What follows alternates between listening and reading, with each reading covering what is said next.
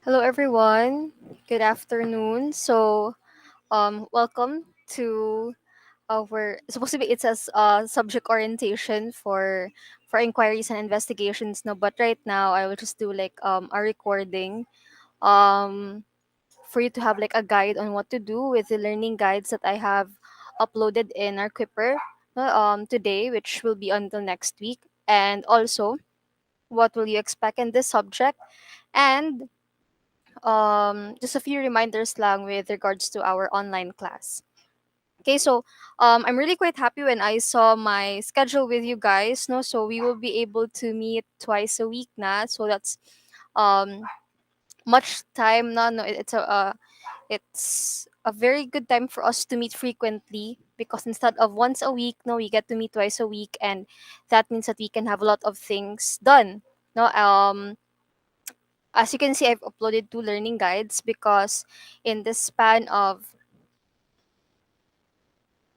two meetings, I will be able to cover both of what is in the learning guide. Hopefully, no, I will be able to cover both of the activities in the learning guides. You don't need to answer the activities at the very bottom of each learning guide. Although it's more of like a performance task kind of activity. There are rubrics there, but I realize now we can just compile everything that you have learned from each activity sa kada learning guide into your chapter 2. So for you to really understand what I'm talking about, I will be showing to you later on the contents because our discussion will be divided into different learning areas, which are of course different chapters of your research paper, and then each learning areas they have like three or two activities included, no, or meron siya mga subtopics lang ba nga gi-chop-chop siya, and then mo na siya i-tackle na to, no. So we will be taking like a different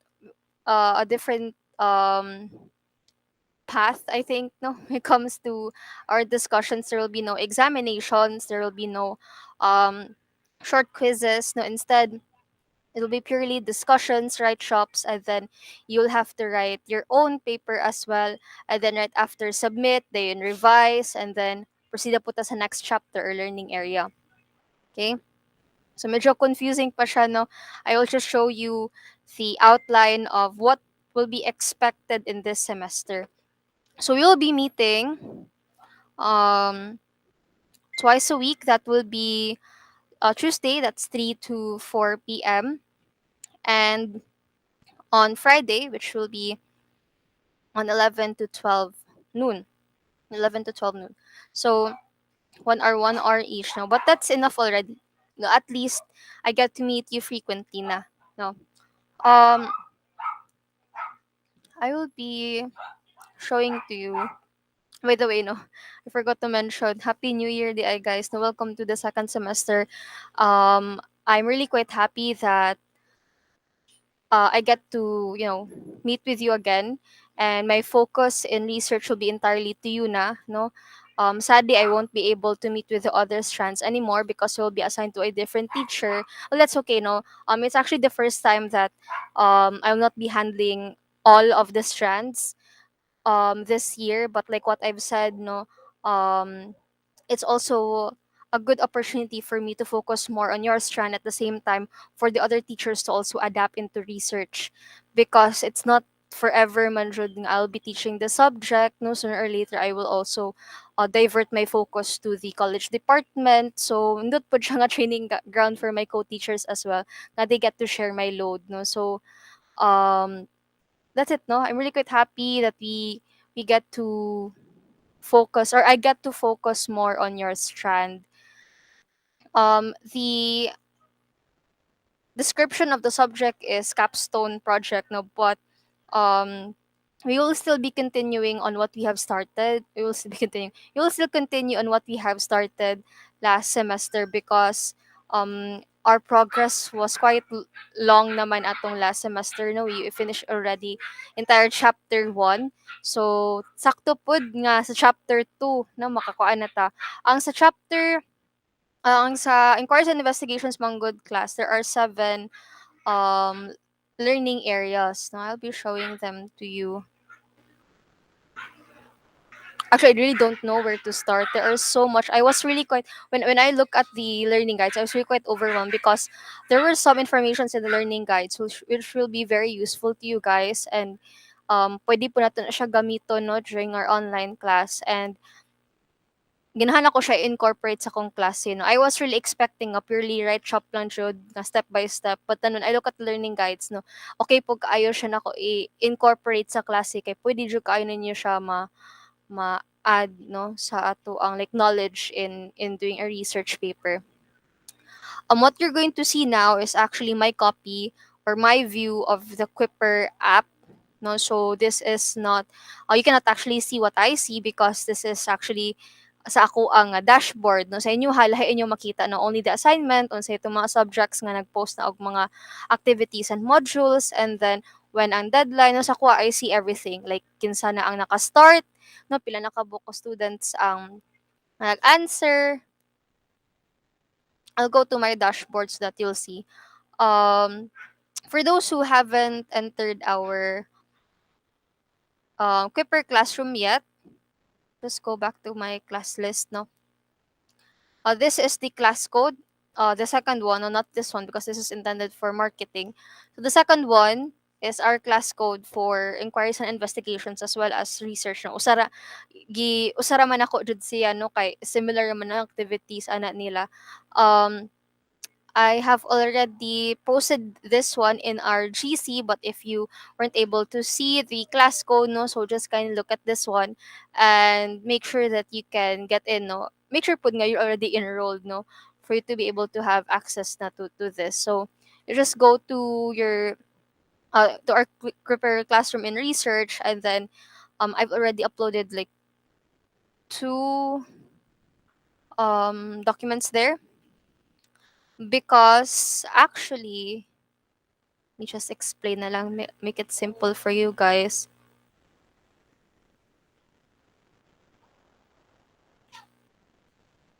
Okay, this one. Why not this one? Okay, applied man di ay ko.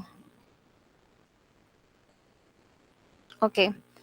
So actually, class, no, inquiries and investigations are divided into 7 topics, no, or 7 learning areas. We will not be going back to learning areas 1 and 2 because we already did all of the activities related to this one last semester. So immediately mo skip dayon ta sa learning area 3, which is sa chapter 2 na, no? This includes na how to write your RRL. So what's left for the second semester is that learning area na lang and until learning area 3 na lang until learning area 7. So si learning area 3 covers chapter 2, learning area 4 covers chapter 3 which is methodology. Learning area 5 and 6 covers chapters 4 and 5, which includes your presentation of the data, your discussion, and then ang last chapter is conclusions and recommendations. No? So pinaka-last na nga part sa yung thesis. And then learning area 7 is sharing your research. So that is in preparation for the final oral defense. When do we have our pre-oral? Pre-oral comes after learning area 4, no, which is you have to complete your methodology first before we'll have our pre-oral defense. Supposedly we are going to conduct tests of validity and tests of reliability, but you will see, we will just try to look at our schedule if we can still, fit squeeze in, test of validity and test of reliability, anyway. If you are going to get your questions man out from like a different author or a different researcher, then there's no need for us to undergo test of validity. Kung guni makadugay class good moong mapunanta mo sa ko ang fourth year ron nga chapter 3 na actually sila pag first semester gadali jud mi double time jud mi sa mga fourth year, pero we weren't able to have our pre-oral defense last December. It's because we still have to undergo the research questionnaire under test of validity and reliability because it's a self-made questionnaire. No, they didn't actually got the questions out from different researchers or nag-silag basis. They simply made the questions out from scratch. So really have to undergo those 2 tests. No, we will see. No, if if we still have like time for test of validity and test of reliability sa yung survey questionnaire before ta mag pre-oral defense. So, but again, no, for this January, siguro sa mga next week until the following week after that, you'll be focusing on learning area 3. In your Quipper, do not be confused because I renamed it learning area 1 because you'll be starting on 1 na lang. No, learning area 1 niyahang number pero it's still reading on related studies. So, we'll start on learning area 3. Wala siya gilisan og 1 no, pero 3 jud siya. And then each area naa na siya ko on class. Okay. Skip ko sa learning area 3. Each area there are 3 activities. So, sorry. Ang first activity is um, searching for sources. Ang second activity is citing sources. No? Ang usa is mangitag sources. Ang ikaduha is citing resources. No? Citations, in-text citations, APA, MLA, um, Chicago nga format. No? I already taught you that sa introduction. And then ang third activity is more on writing the RRL itself. So, you'll be seeing in your Quipper, you have me check ha. You have two already, no? First one is searching for literary sources. That's the first activity here. So under learning area 3, reading on related studies, there are 3 activities. So ang activity 1 and 2 lang ang ako ang gi-upload, which is searching for literary sources and summarizing and citing literature sources. So 1 and 2 activity lang under learning area 3. So ano duha? Because you'll be meeting twice a week. Next week, I will discuss first the contents of activity 1. No, I don't really call it activity 1, no, but learning guide 1, searching for literary sources on January 18. And then on January 21, I will be discussing the contents of summarizing and citing literature sources. So that on January 24, not 24, 25, um, I will now be discussing Learning Guide 3. Just wala dire, no? Mag-upload pa lang. I'll just writing your literature as well as mag-start na siya ta og write shop. So, silbi, kani, preliminaries lang ni siya. No, kanang, marag, i-prepare pa mo ba before ta mag-write shop. So, supposedly, no, kung sa akong original plan, diretso jud ta write shop sa 18. But of course, no, you'll be missing out a few details. So, una sa jud ta, aning pinaka-importante nga details. So, just to refresh you on how to cite sources, how to look for resources in Google Classroom, how to look for resources in Library Genesis, no, in the Philippine e-library, atuan na siyang refresher discussion. And then, ako pong i-discuss ang content sa citing literature sources, no? Also teach you the difference between APA, MLA, and Chicago nga format, no? And then how to cite sources depende na if it's a book, if it's a journal, if it's a PhD or master's thesis, or if walay author, name sa author, or walay date. Okay? So, right after ana, kung mahuman na ta aning duha, na-discuss na ko siya next week, o pwede na ta ka write shop sa 25th, no? Sa January 25. Once I'm done with the write shop, I will meet you again on the 28th. Okay? So that's the last meeting for the month of January for, a follow-up. Na, nag-start na ba mo sa RRL? Okay. So, mer siya og pangandam ni siya. So, you'll just read this reading materials kaning duha to prepare you for our write shop on the 25th. Okay, unsay itsura niyan for those who haven't opened it yet.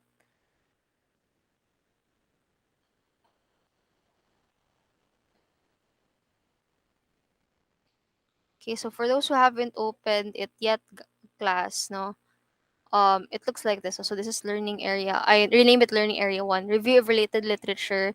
So there are 3, 'di ba? So 1 and 2 lang akong gi-upload. So sa usa, Lalo kung i-upload ang worksheet and teaching tool, no, it's irrelevant naman. So, kanira ang, I call this one learning activity, but it's more of like a learning guide. Because the content of each learning guide class, sa kada learning area, more na pod siya og module. Pero, wala kay siya ansira na, no? This provides contents actually, all of the contents here in this learning guide or learning activity document that I have posted contains, information, how to search in Google Scholar, how to look for e-catalogs in online libraries, no, you doing keyword search, no, which is useful when you're going to write your chapter 2 review of related literature. So, kompleto ni siya na basic information lang in preparation for chapter 2. So, mo ni siya ang murag ka ng kuan nimo daan, no, murag prior nimo nga knowledge so that ready na ka mo sulat og chapter 2 before our write shop. Okay? So, na mga primary sources, secondary sources, unsa man ni sila. Kani siya class, we will not be doing the activities here, no, right after the contents of this learning guide because, anyway, no, this will be put to use man Japon at the end of our write shop because you'll be writing your paper na jud, no. So, i-combine, itingob lang nato siya class, no, kay mas ma-delay man gud ang ato ang progress if tagsa-tagsa ano to. Ato na siya itingob. So, discuss ko 18 ug sa 21 contents of the learning guides, and then on the 25th discuss na pod ko just related to the learning guide. It's not like similar to last semester nga lahi ang sa PowerPoint, lahi ang sa Write Shop, di ba? Mas advanced ang Write Shop. Kani ang pace sa Write Shop is similar og pace sa koan sa learning guide. So, the learning guides talks about review-related literature, citing sources, how to look for resources, which is similar to our Write Shop in chapter 2, which is writing your review of related literature as well. Okay, so kuha na sila, no, kanang interconnects. So, nag-ano na sila, nag-kuyog na sila. Okay? So, think of it like this, no? So, once you are done with chapter 2, humana ta sa review-related literature, proceed to put sa chapter 3, which is learning area 4. So, mag-discuss ako sa content sa learning area 4, then write shop, dayon magsulat jud ta. So, at least, no, naanang mo'y pangandamdaan before ta mag-write shop, that would really help you polish your paper even more. Okay, that's for one, no, kani how to look for resources. Ang sa two, which is gi-upload na po na ako sa Quiper class, which is na dire. I'll not be using the two remaining under one because dili naman kasi confuse pa siya magsamot. So for two, it's summarizing and citing resources, no, or literature sources. So you know how to do this already. I've already taught you how to do in-text citations, how to do APA format nga reference list. Ang maduong gra diri is ang MLA o Chicago Manual of Style. Kay we focused more in chapter 1, introduction, sa APA, di ba? Because that is the required citation or format for your research paper. Dire, gidungagan na nato og MLA og Chicago para at least, no, madungagan pod ang inyong murag knowledge bound. What's the difference between MLA, what's the difference between APA or Chicago nga format in citing references. And then I'll also be teaching you later on next week how to cite each references if libro ba siya, no, how to cite a book format if um MLA ang gamiton or APA or Chicago. Or kung for example, research articles, kabalo naman mo ani, no? Kung research articles, unsaon man siya pag-cite if Chicago, if MLA, if APA or Chicago, no? Or for example, if it's a PhD or master's thesis, no? Thesis din siya, no? Pero I like to pronounce it as thesis kay it sounds right. So for example, master's thesis or PhD dissertation. No? If it's a dissertation class, it's PhD. No? Kung master's or undergrad or college, thesis na siyang tawag. So for example, if you're getting the master's thesis of your teacher or the PhD dissertation of your of the college dean, no, imo nimo siya as reference sa imong research paper. How do we cite them using MLA, APA, or Chicago nga format. So, everything will be discussed here, no? So, at least mapang additional knowledge lang siya. So, I'll be teaching these two topics next week to equip you before our write shop on the 25th. Okay, so kung ano pa medyo gradual ang ato ang process ani compared to last year wherein ditsura jud ko no write shop sa jud tanan. Okay? Para at least no although it will be taking too long para at least ba naadyo tay pang additional lang ako pod. There will be times that I will not be requiring anymore to do discussions na sa uh, learning guides, but it really depends on our progress. If madelay ta dito judayan ko write shop, no, we will just compromise ra in the middle of the discussion in kaso nga we will be running out of time. Okay. So that's it for ano no for our module. So hopefully you'll be able to finish reading to advanced reading of this one by next week mahuman na ta or mahuman na ka og basa para at least diso na lang ko og discuss 18 on the 21st, and at least you have prior knowledge already or na kay mag advanced reading na ka, di ba, na kay idea na um what else, requirements, no, just the same, no, um less quizzes and exams but more into writing. Right after we finish chapter 2, immediately chapter 3 dayon ta, which will include na dayon methodology. Chapter 4 and 5 dira na ta katunang mahuman mo og survey, and yun ang itabulate ang results sa inyong survey, and then interpret the results of the study, draw conclusions from the findings, no, discuss and then provide recommendations for the people that will benefit from your study. So at least hinay-hinay lang jud taan na pero dapat makahuman po ta on time. Okay? So if you have like clarifications with regards to all of the information that I have shared to you right now, no, you can just message me anytime. If na may mga additional questions pa jud, no, anyway I will be able to answer your questions raman anytime pod, no, depende ra na siya if dili ko busy or if wala ko'y gibuhat. Um, where were we? Okay, so that's it raman for the Quipper nga activities. And that is what you're going to expect for the rest of the semester, no more writing. But again, you'll be guided just like what we did in the first semester. Where will you submit your write-ups, no?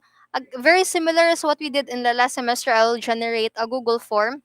That is where you will upload.